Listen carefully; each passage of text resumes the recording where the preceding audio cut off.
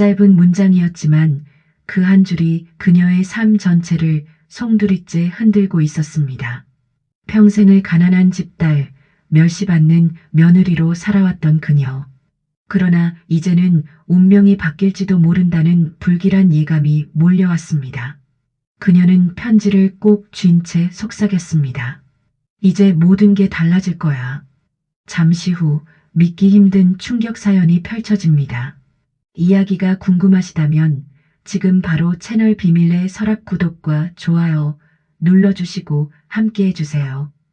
지영은 오직 사랑 하나만 믿고 결혼을 선택했습니다. 화려한 집안도 든든한 배경도 없었지만 남편만 있다면 어떤 시련도 버틸 수 있으리라 생각했죠. 그러나 시댁의 문턱을 처음 넘는 순간 그녀의 희망은 산산조각 났습니다. 문 앞에서 맞이한 시어머니의 눈빛은 얼음처럼 차가웠습니다. 가난한 집딸이 우리 귀한 아들을 넘봤다니 참 말세다. 첫마디는 축복이 아닌 저주였습니다. 결혼식이 끝난 후에도 상황은 달라지지 않았습니다. 식탁에 앉아도 따뜻한 밥상 대신 모욕이 기다렸습니다. 내 친정은 제대로 된 제사도 못 지낸다며? 체면도 없는 집안에서 뭘 배워왔니? 지영은 억지로 웃음을 지으려 했지만 목구멍은 막히고 젓가락은 덜덜 떨렸습니다. 남편은 어머니의 눈치를 보며 밥만 먹을 뿐 그녀를 감싸주지 않았습니다. 지영은 속으로 절규했습니다. 내 편은 아무도 없구나. 내가 이 집에서 혼자 싸워야 하는구나. 밤이 되면 방 안에 홀로 앉아 흐느끼며 자신을 다독였습니다. 명절은 보통 가족이 모여 웃는 시간이지만 지영에게는 지옥이었습니다. 새벽부터 부엌에 서서 음식을 장만해도 돌아오는 건 칭찬이 아니라 비난뿐이었습니다. 내 손맛은 형편없다. 이런 음식은 차라리 시장에서 사오는 게 낫지. 그 말은 칼날처럼 가슴을 베었습니다. 시어머니는 친정을 들먹이며 더 큰 상처를 남겼습니다. 내 부모는 제사도 못 지낸다며? 그런 집안에서 자란 내가 우리 집에 들어온 게 불행이지. 그 말에 친척들도 곁눈질하며 수군거렸습니다. 지영은 손끝으로 눈물을 훔쳤습니다. 남편에게 기대어 위로받고 싶었지만 돌아온 건 싸늘한 말뿐이었습니다. 엄마 말씀 들어. 내가 조금만 참으면 집안이 조용해지잖아. 그날 밤 지영은 입술을 깨물며 소리 없는 눈물만 흘렸습니다. 나는 왜 늘 죄인이어야 하지? 사랑 하나 믿은 죄로 이렇게 살아야 하나. 그녀의 마음은 갈수록 메말라갔습니다. 따뜻한 가정은커녕 시댁은 감옥과도 같았습니다. 세월이 흘러도 상황은 달라지지 않았습니다. 이번에는 돈 문제까지 그녀를 올감했습니다. 내가 무슨 돈을 번다고 나서니? 며느리는 집안일이나 해. 밖에 나가서 설치면 집안 체면만 깎인다. 시어머니의 목소리는 날카롭게 집안 공기를 찢었습니다. 지영은 억울했지만 참았습니다. 그러나 자존심을 지키고 싶어 몰래 작은 회사에 취직했습니다. 적은 월급이었지만 매달 손에 쥐는 그 돈은 희망이자 자존심이었습니다. 그러나 사실이 드러난 순간 집안은 전쟁터가 됐습니다. 뭐라고? 며느리 주제에 일을 했다고? 가난한 집딸이 어디 감히 돈을 벌어? 시어머니의 고함은 천둥 같았고 남편마저 어머니 편에 섰습니다. 지영아, 제발 엄마 말씀 좀 들어. 내가 뭘 할 수 있다고 그래.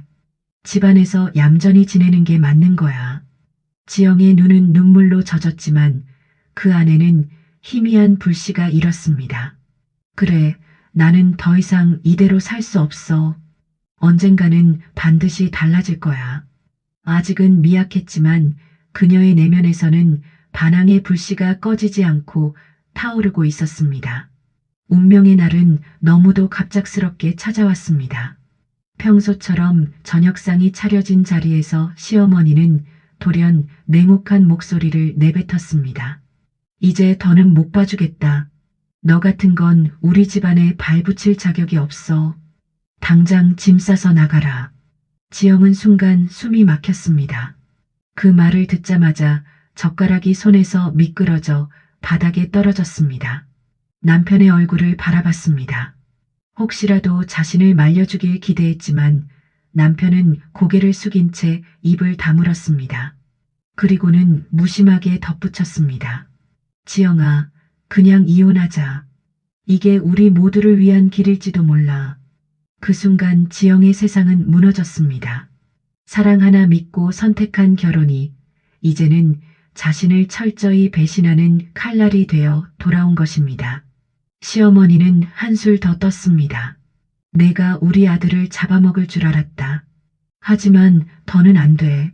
내 같은 가난뱅이는 우리 집안의 불행이야. 지영은 아무 대꾸도 할 수 없었습니다. 방으로 들어가 낡은 가방 하나를 꺼내 옷 몇 벌을 넣었습니다. 결혼사진도 함께한 추억도 가져가지 않았습니다. 그녀의 손은 떨렸고 눈에서는 눈물이 쉴 새 없이 흘러내렸습니다. 집을 나서는 순간 차가운 밤바람이 얼굴을 스쳤습니다. 발걸음은 무겁고 심장은 찢어질 듯 아팠습니다. 그러나 마음속 깊은 곳에서 또 다른 목소리가 들려왔습니다. 나는 절대 여기서 끝나지 않아. 내가 얼마나 버틸 수 있는지 반드시 보여줄 거야. 눈물과 함께 씻겨 내려간 건 절망이 아니라 새로운 다짐이었습니다. 그녀는 그렇게 가난한 며느리에서 쫓겨난 여인이 되었지만 그날의 상처는 오히려 미래를 향한 불씨가 되기 시작했습니다. 시간은 흘렀습니다. 지영은 홀로 세상을 버텨내며 하루하루를 힘겹게 살아갔습니다. 작은 월세방에서 끼니를 때우며 지냈고 주변의 차가운 시선 속에서도 꿋꿋이 일했습니다. 하지만 마음 한구석에는 여전히 깊은 상처가 남아 있었습니다. 나는 왜 그렇게 버림받아야 했을까? 가난하다는 이유만으로 왜 그렇게 모욕을 당해야 했을까? 그러던 어느 날 낯선 연락이 찾아왔습니다. 먼 친척인 외삼촌이 세상을 떠나며 그녀에게 편지를 남겼다는 것입니다.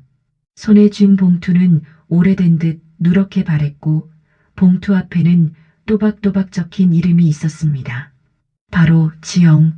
손끝이 떨리며 봉투를 열자 안에서 종이 한 장이 흘러나왔습니다. 그녀는 숨을 고르며 조심스럽게 글자를 따라 내려갔습니다.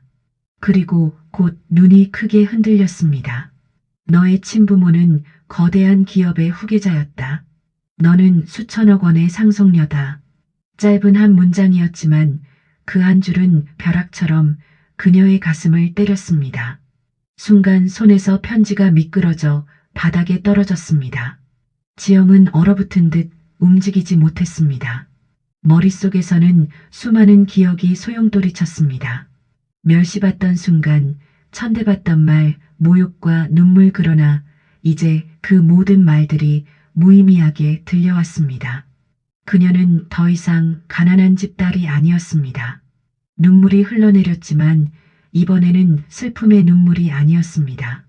오히려 복잡한 감정 속에서 억눌러왔던 자존심이 치솟았습니다. 그래, 나는 더 이상 버려진 며느리가 아니다. 나를 무시한 그들 앞에 이제 진실이 드러나게 될 거야. 어둡고 추웠던 삶 속에서 한 줄의 편지가 그녀의 운명을 완전히 뒤집고 있었습니다. 편지와 상속 소식은 삽시간에 세상에 퍼졌습니다. 언론에도 기사로 실렸고 사람들의 입은 온통 그녀 이야기에 쏠렸습니다. 그 여자가, 그 가난하다던 며느리가 수천억 상속녀라고? 믿을 수 없다는 듯 사람들은 놀라움과 충격에 입을 다물지 못했습니다. 소식을 들은 시어머니는 그 길로 지영을 찾아왔습니다. 얼굴에는 다급함과 두려움이 뒤섞여 있었습니다. 차가운 눈빛을 하던 과거와는 달리 이번에는 애써 부드러운 목소리를 내뱉었습니다. 지영아, 내가 그동안 너무 심했지? 다 내 잘 되라고 한 말이었어. 엄마 마음 몰라줬구나. 우리 집으로 다시 돌아와줘. 내가 있어야 집안이 산다. 그 말에 지영은 피식 웃음을 지었습니다. 모욕과 천대를 퍼붓던 사람이 이제는 눈물을 흘리며 매달리고 있었습니다. 그러나 그녀의 마음은 이미 굳게 닫혀 있었습니다. 뒤이어 남편도 나타났습니다. 어깨는 축 처져 있었고 눈빛은 초라하게 떨리고 있었습니다. 지영아, 내가 철이 없었다. 엄마 말만 듣고 널 지켜주지 못했어. 하지만 이제는 달라질 수 있어. 제발 다시 시작하자. 우리에게도 기회가 필요하잖아. 지영은 차갑게 그를 바라봤습니다. 눈가에는 더 이상 흔들림이 없었습니다. 기회라고요? 내가 그동안 어떤 모욕을 당했는지 기억 안 나세요? 차가운 밥상, 조롱, 멸시, 그리고 결국은 쫓겨났던 그날 나는 다 기억합니다. 이제 저는 제 길을 갑니다. 당신들과 같은 길은 가지 않겠습니다.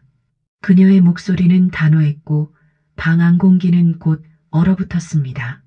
시어머니는 울며 무릎을 꿇었고 남편은 고개를 떨군 채 말을 잇지 못했습니다. 그러나 지영의 마음은 더 이상 흔들리지 않았습니다. 버림받던 며느리의 눈빛은 이제 강인한 여인의 눈빛으로 바뀌어 있었습니다. 상속 소식 이후 지영은 단숨에 세상의 주목을 받았습니다. 은행가와 변호사들이 그녀를 찾아왔고 언론은 하루가 멀다 하고 카메라를 들이밀었습니다. 하지만 지영은 화려한 무대에 서지 않았습니다. 그녀는 조용히 그러나 단호하게 결심했습니다. 이 재산은 나 혼자만을 위한 것이 아니다. 나와 같은 고통을 겪는 사람들을 위해 쓰겠다.